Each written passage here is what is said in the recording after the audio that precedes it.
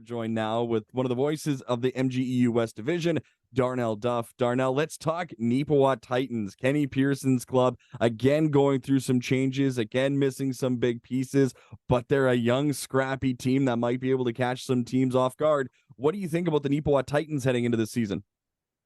You know, I can always respect the Neepawa Titans for what Ken Pearson brings out of them. They're a team that, as you mentioned, they're young, they're inexperienced. With that said, this is not a team that you can take lightly any day of the week. They work hard, whether they're up 3-1 or whether they're down 4-2.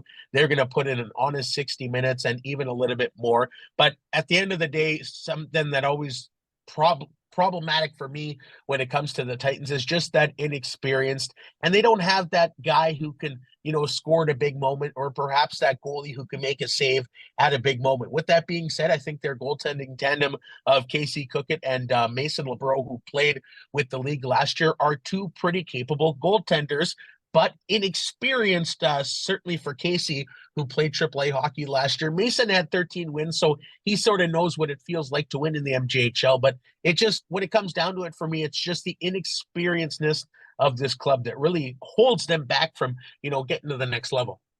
There are a few guys up front. I know that they moved out of Parker Corman, who's going to, I think, have a good year with the Portage Terriers. I know Gavin Renwick, also part of the Terriers now as well. But there are some experienced players up front. I think Cody Gunnison is ready to take a big year, and I really like Cooper Kasper. I think that's a guy that, through his minor hockey career, is a guy that the Titans can really build around.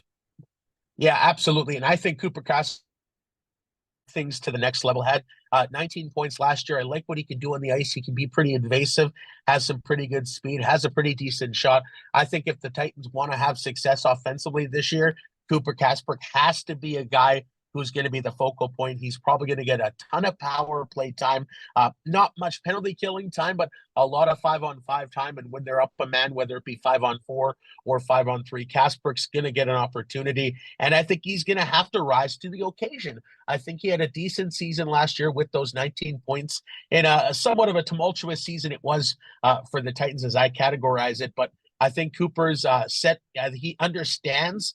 And I think Ken Pearson has sort of told him, this has to be a big year for you. And I think he is going to rise to the challenge. I don't know if he's going to put up, boatloads of points, whether, that be 60, but I think he's on the pace for maybe in that 35 to 45 range, which could complement this team pretty well. Depth is always going to be a major thing in the Manitoba Junior Hockey League. And you look at the defense on paper of Neepawa, do they have the depth to be able to roll out 6 guys and stop, wave after wave when things do start getting tough like it can in games? I think the short answer, Dave, is no.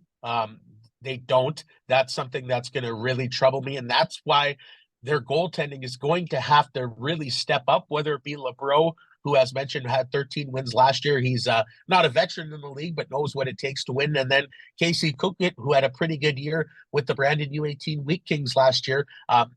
He's going to get some action for sure. It's not going to be LeBreau 100% of the games, but goaltending is going to have to be solid because they're going to see a lot of rubber, which is historically the case every year in Neepawa. And if the goaltenders don't rise to the challenge, which I believe they can, but if they can't, it's going to be another year where the Titans are going to be clawing back at the end of the season just to try to get into playoff positioning rather than getting off to a good start.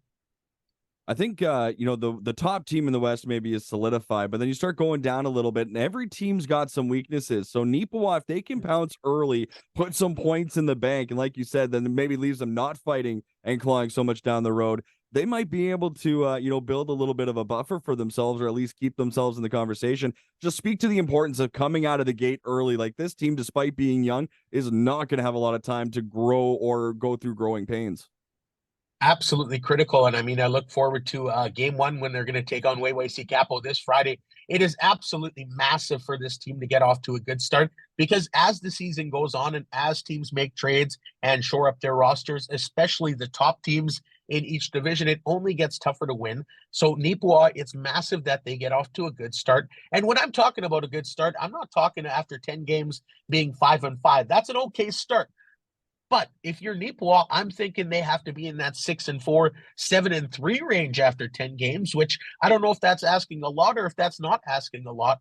but I think it's imperative, critical for this Titans team to get off to a good start because when the top horses start running at the end of the race, the Titans have always been at the back of that race. And I think it's if they want to get into the playoffs this year and even make some noise, they need to be keeping up with those top horses. And for them to do that, they have to start playing from day one, minute one through minute 60 and move forward. But a good start is imperative for this club. A lot of that is going to come down to defending home ice. Neepawa has always had a rink that is always tough to play in, but you look at their first, 5 games, 2 of them are only at home. Then you got a 3-game homestand. Then you go on the road for some tough games throughout October. Defending home ice might break or make the Neepawa Titans season. Yeah, I mean, as you mentioned, Neepawa is always a tough barn to play in, and I think they play 28 home games with the showcase, of course, them getting 1 game, but I don't count that as a home game because it's neutral ice. But 28 home games, you got to be in that range of winning probably 18 and then perhaps a couple of overtime losses. The Yellowhead Center, as you mentioned, it's a small barn. They don't have a ton of fans, but what I do like from the Titans faithful, they do get pretty passionate. It gets pretty loud in there, and it seems that everybody's having a pretty good time. I know High Life has been a big business in town. They have a couple of nights a year where they're bringing out hundreds of fans. I know the marketing there in Neepawa is doing a great job of just trying to give away things to try and get butts in the seats, which I can really appreciate because I can understand how hard it is to get fans to games these days across the junior landscape, with obviously probably the exclusion of Steinbach because you guys get near sold out crowds every game, it appears. But defending home ice is going to be massive because prediction probably Neepawa is going to be under 500 on the road. Maybe that's a bold take, maybe it's not. Just statistically speaking and looking at the makeup of this roster, but if you're playing 28 home games, you got to be in that range of 18, 19 wins on home ice, and that should put you in a really, really good spot if you're even mediocre on the road to make a push at a playoff spot. Yeah, they had 22 wins last year, and they had 8 overtime losses, which was the most in the Manitoba Junior Hockey League. If you can even put a few more of those points in the bank, you start evening out. But I think this team, to make it in that Western Division, is going to have to win 30 games minimum, because I can't see too many other of the teams giving much back in the way of wins. I think 30 wins has got to be minimum to get in the West. Yeah, it's a really strong West Division. I mean, you talk about the oil capitals, you talk about Verdun, Swan Valley over the last couple of years. Barry Wolf has done a fantastic job. I actually chatted with Jacob Jones. He had 72 points last year for the Stampeders. You know him because they played you in the second round of the playoffs, and he talked to me about overtime. When you get to overtime, you have to barrel down, you have to buckle down, you have to find a way to score and not let the puck in the back of your net. And that has to be the case for Neepawa this year. When games go past 60, it's great to earn a point, but it's not that great at the end of the day because it could come down to making the playoffs or not making the playoffs. Even 1 point in this league could be huge. I mean, you look, the difference between second and fourth last year in the West Division was only 3 points. The Kings finished in fourth with 69 and OCN finished in second with 72. It is oh so close in this league, and I think the parity is at an all-time high. I think the league is doing a great job at branding itself. You're seeing some top-end players. So for Neepawa, when games go past 60 minutes, you have to find a way to bear down and get some more wins under the win category.